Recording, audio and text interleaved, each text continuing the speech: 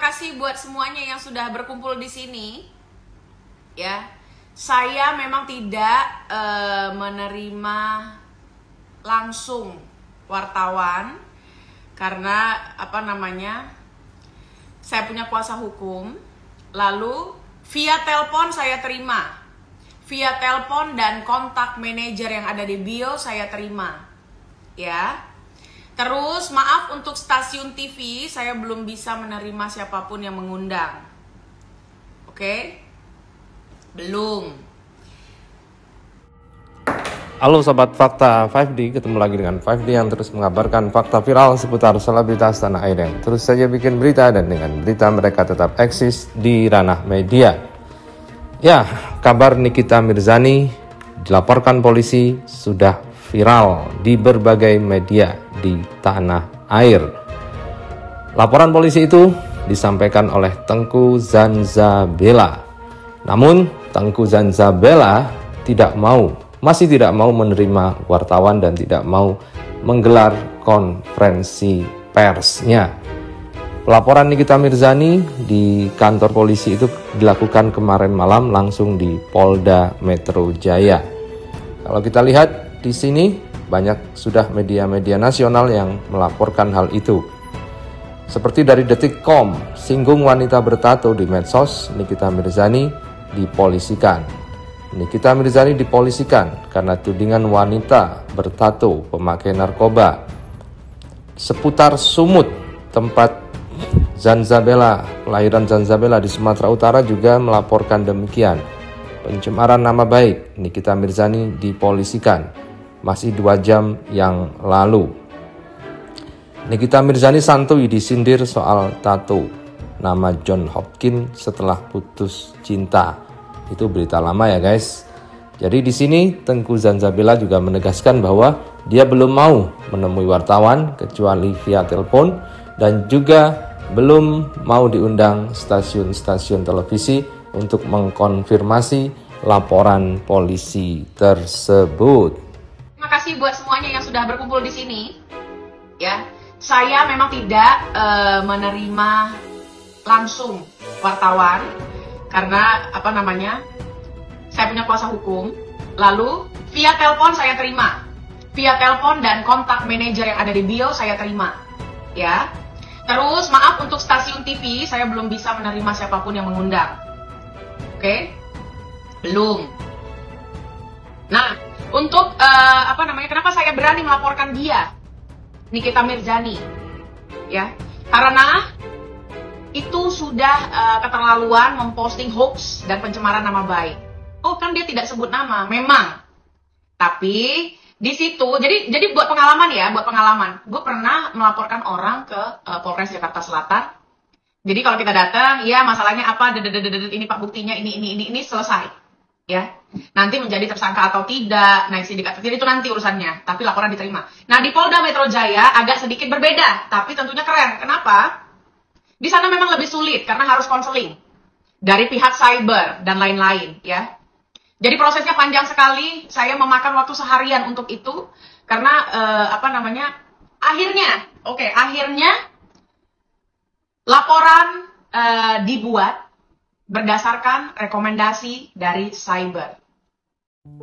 Nah begitulah cerita dari Zanzabela. Dia merasa sangat kelelahan kemarin karena seharian mengurus laporan Nikita Mirzani. Hal itu juga diposting di akun Instagramnya dengan wajah yang sudah sangat lelah, mata yang sudah sedikit meremelek, dan juga hidung yang sudah memerah. Zanzabela kemarin malam juga memposting di akun Instagramnya setelah dia membuat laporan polisi di Polda Metro Jaya untuk Nikita Mirzani, dan ternyata berhasil karena memang laporan polisi itu tidak mudah untuk diterima, harus dicek dulu dan harus konseling dulu ke bagian siber. Namun setelah ada rekomendasi dari bagian siber, maka laporan itu bisa langsung diterima dan terbit. Kalau sudah terbit surat laporan polisi, berarti kasus ini dipastikan akan ditingkatkan menjadi penyidikan. Artinya kasus ini akan berjalan. Nah, inilah foto dari Zanzabela setelah melaporkan Nikita Mirzani ke Polda Metro Jaya. Dia mengatakan, hari ini saya lelah sekali. Namun lelah itu terbayar sudah dengan laporan polisi yang sudah terbit. Zanzabela menyatakan tidak akan menerima dulu wartawan agar bisa fokus terhadap kasus ini dan tidak terganggu oleh wawancara-wawancara dan undangan-undangan dari stasiun televisi, meskipun dia tetap akan menerima undangan dari stasiun televisi setelah persiapannya matang agar laporannya bisa langsung ditingkatkan ke tingkat penyidikan, guys. Siapakah yang dimaksud Nikita Mirzani ya? Masih tahu diri kan, minta beliin susu doang, bayarin kontrakan. Ini 200 juta Shay. You have to, what is that man? You have to talk first with the doctor. Nah, selain menuduh narkoba, Nikita Mirzani juga menyebarkan chat dari Zanzabela dengan Fitri, di mana di situ ada nomor telepon dari Zanzabela yang meskipun ditutup bagian belakangnya masih tampak nomor teleponnya sehingga dia dihubungi oleh banyak orang. Chat itu menandakan bahwa Zanzabela mau utang 200 juta ke Fitri Salhuteru. Informasi dari Fitri Salhuteru itu juga dipermasalahkan oleh Zanzabela dan dia juga berjanji akan mempolisikan juga Fitri Salhuteru karena telah menyebarkan informasi pribadi kepada orang lain, dan akhirnya informasi itu pun disebar melalui media sosial dan dianggap merugikan Zanzabela karena ribuan orang yang sudah menelpon dia berdasarkan informasi nomor pribadi yang disebar di dalam chat yang dibagikan atau disebarkan oleh Nikita Mirzani di akun media sosialnya, tepatnya di Instagram story-nya. Komennya ditutup karena akun utama udah kena banned TikTok, sedih. Dia lagi liburan sama Bu Ayu.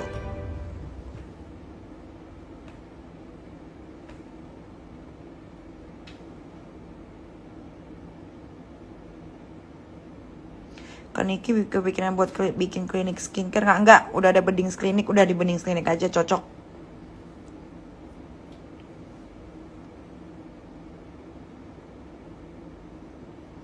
Nih lo itu kapan tobat? Emang gue ngapain disuruh tobat? Emang gue bikin video bokep?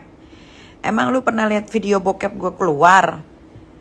Ngapain gue disuruh tobat? Emang gue ngapain nyusahin hidup orang? Bikin rugi negara? Aneh lu aja sono suruh tetangga lu tobat.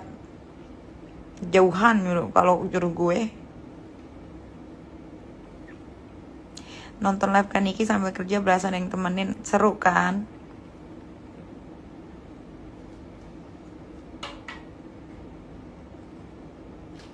Kak, kata sapi gelondongan nggak bisa keluaran duit, masa dia kali yang nggak bisa, nggak ada duta alias duit.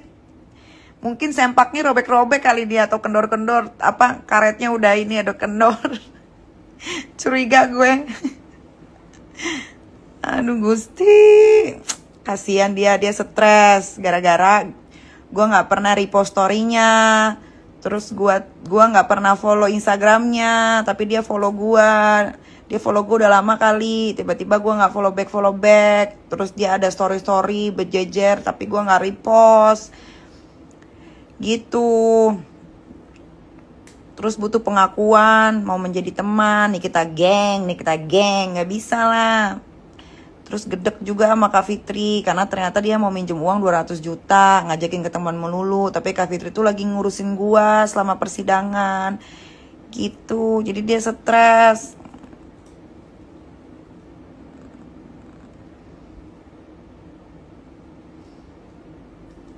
Gak ada sebab akibat dia. Legonya udah keluar belum Kak? Belum.